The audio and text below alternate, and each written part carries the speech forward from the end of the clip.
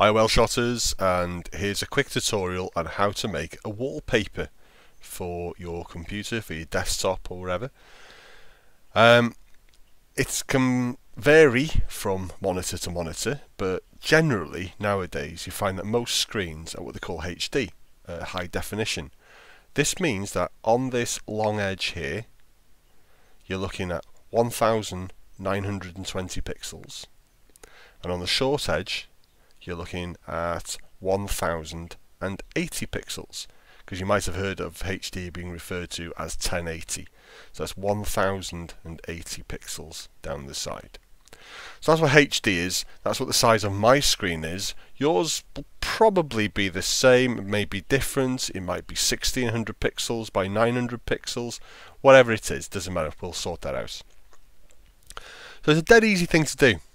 So I want to replace this with something, and I want it to fit exactly. That's the thing I'm trying to do here, trying to get it to fit exactly. So I'd open Photoshop with a photo in it, and here we go. It's a photo of Nance Francon, the Ogwen Valley, Beer Bethesda.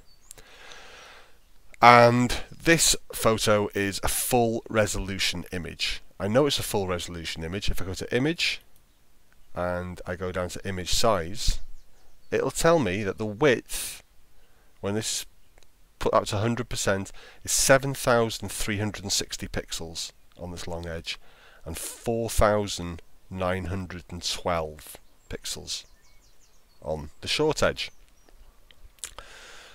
Right then. Okay, I'll click OK on that then. What I need to do is get this down to 1920 and 1080 pixels, and there's a way of doing this. So you've got to stay with me with this one. See down here it says background layer, and there's a little padlock here. This means that this layer is locked. You can't do anything to it, can't move it, can't stretch it, can't turn it around, whatever. I need to unlock this layer.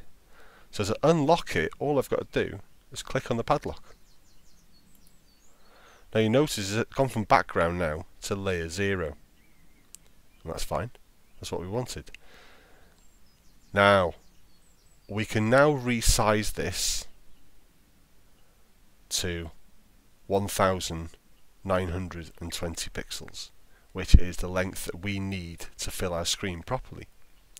So go to image, and go to image size. And I can change this now to 1920. This little padlock here shows it linked, so it'll constrain the sizes. But as we can see, this one is bigger than 1080. That's absolutely fine. So 1920. We can leave the resolution. We'll click OK.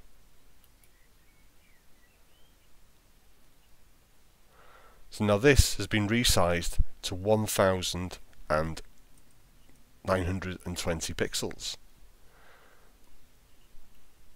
What we can now do is go to image again, and we go to canvas size. Not image size, but canvas size, and click on that. Now I'm going to untick this box as the first thing I'm going to do. Untick it. So it's telling me the width is 1920 pixels by 1281, and I'm going to change this to 1080. Now this isn't going to change the size of the photo. What this is going to do is effectively create like a letterbox, if you like, and you're going to be able to move the photo underneath it to fit this window that you've opened up. I'll show you what I mean. And I'm going to click relative again, and OK.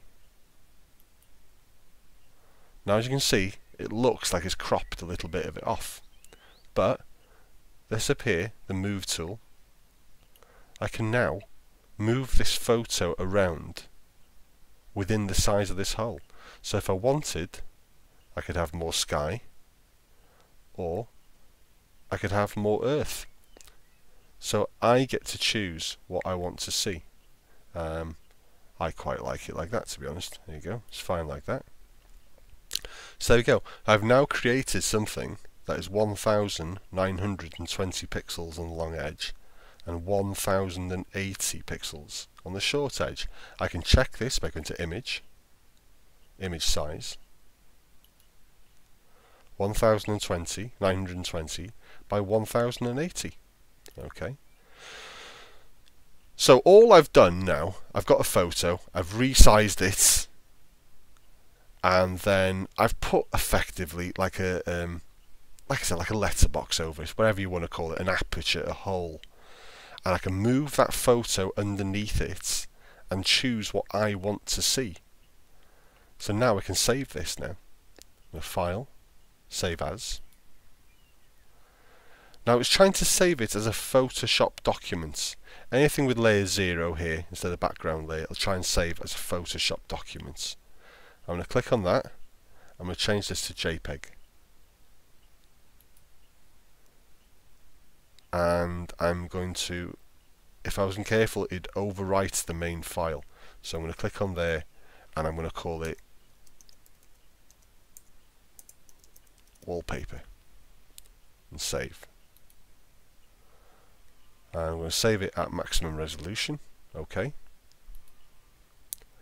Right, so there we go. That's that done. So if I go to my wallpaper file now, there you go, there's it is there. So if I right click on it and go to set as desktop background, I've now created something that fits exactly onto my desktop. So as you can see, there's no pixelation, there's no stretching, it's perfectly sized to 1920 pixels by 1080 pixels. And that is how you create a wallpaper for your background that fits perfectly.